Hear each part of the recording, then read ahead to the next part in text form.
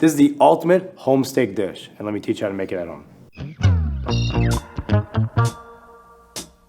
So we're gonna start with the black garlic emulsion. We're gonna peel our garlic. Black garlic has it's very sweet, very pungent. It's been fermented about 6 weeks at 60 degrees Celsius. If you don't have black garlic at home, you can always just caramelize onion, just get a really strong caramelization and use that. Peeling black garlic is a lot harder than regular garlic. Basically, you just squeeze it out because the black garlic is really soft. It's basically cooked, so it's a lot more difficult to kind of work with, but it's worth the effort. Let's talk about the actual emulsion part. So emulsion is basically taking two liquids that don't normally mix, like water and oil, and amalgamating them to actually blend and mix it together. So you need a blender or an immersion blender, which I have right here. So we're gonna start with the black garlic, about 2 tablespoons of water to about a tablespoon of white wine vinegar. Then with the oil, you wanna gradually pour it in. You don't wanna just pour it all at once. It's not gonna come together. And then we're just gonna slowly add the oil. And this is what's gonna emulsify. And about 150 grams of oil, a little less than a cup. Just gonna keep blending it. You wanna blend it till it's just a smooth paste. And we're gonna add 1 egg yolk to the mix. This will help emulsify it even better. Keep it from splitting. It's kind of like you're making like a black garlic mayo in a way. This is the consistency you kind of want. And we're just gonna leave it in the fridge until we need it. So our next step is to make the spinach and parsley puree. We're gonna blanch our spinach and parsley. We're blanching, you need boiling water with some kosher salt and then an ice bowl of just water and ice. Blanching is basically taking vegetables or herbs from a big pot boiling and shocking it, because then that chlorophyll will keep it nice and vibrant green, and it'll stop the cooking process as well. I'm gonna put the spinach and the parsley in the water. They take the exact same time, so you can put it at once. So make sure everything gets in the water. And this will literally take less than 10 seconds. Take it out and just put it right into the ice cold water. And this will keep the herbs vibrant green, so when you make your emulsion, it will be very green. Now you want to try to squeeze as much water out as possible. You want it dry, and that is the start of our emulsion. We already did 1 emulsion. Well, we're gonna do another one. Same idea. The steps are a little different. We're gonna do our egg yolk. We're gonna add our white wine vinegar. So 1 egg yolk, a tablespoon of white wine vinegar. We are going to put some Dijon mustard in this one instead. We're kind of like making a mayo. And our spinach and parsley, and we are just gonna, same thing like last one, blitz it. And again, same time, we're gonna gradually add the oil so we can emulsify it. And you wanna make it just as smooth as the last one.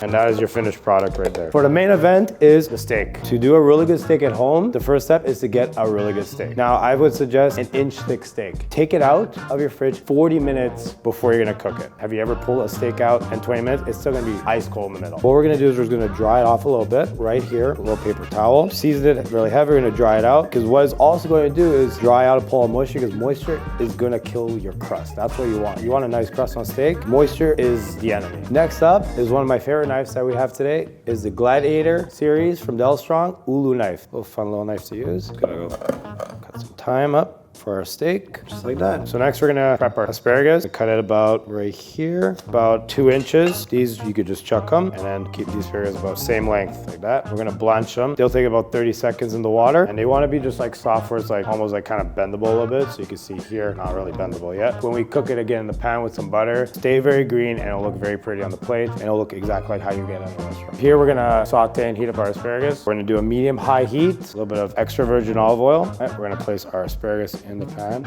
Very light little sizzle. We want to kind of caramelize everything. Just keep turning them around, because you're gonna get a more even cook if you keep moving them around. Add our steak away from us so it doesn't splatter. So right now all this sizzling is all the moisture that are being evaporated. Because it's a 1 inch thick steak, you want to keep it there for a little longer than like a minute. We want to get a nice caramelization. See the browning right here? The steak is gonna tell you when it's done. If you lift it up and it's like sticking, leave it be. Food will tell you when it's ready to flip. Now,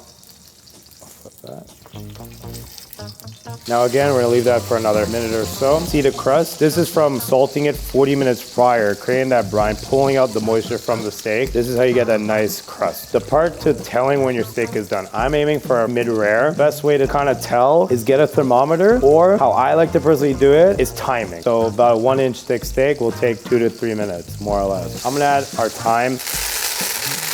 I'm gonna add our garlic. Don't even need to smash it. We're just flavoring the oil. We're just gonna move the steak around and more even caramelization and more even cooking. Now, this fat cap for a strip loin, we're gonna render it down. So we're gonna hold it right there. We're gonna just press it down. Use your Dalstrong tweezers, hold it there, and just render up the fat because you don't want chewy fat. We're gonna take the steak right off. I'm gonna put some of that at a time. Not all of it, just some of it, just to kind of let the essential oils just kind of permeate in the skin. That is our steak. We're gonna let it rest. So we're gonna get the asparagus. We have our black garlic emulsion we made earlier. We'll take our Dalstrong Gladiator Series rock chopper. We're just gonna cut the tips off and we're just gonna just like this. It's very easy to do. A nice steady pressure and just zigzag. We're gonna do the exact same with our spinach, but we're gonna try to aim to go in between the spaces. Same idea, constant pressure. We're gonna get our steak. So what we're gonna do is we're gonna slice it in half and we're gonna go lengthwise like that against the grain, right? Just gonna cut it.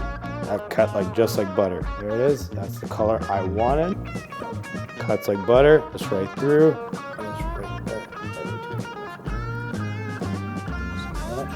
So you see the color of the steak. And for the finishing touch, we have a beef jus. We're just gonna finish the steak with our beef jus. Keep it on the steak. And that is our steak and asparagus with black garlic emulsion, beef jus, and a spinach puree. And finally, the Dalstrong steak knife set. Bon appetit.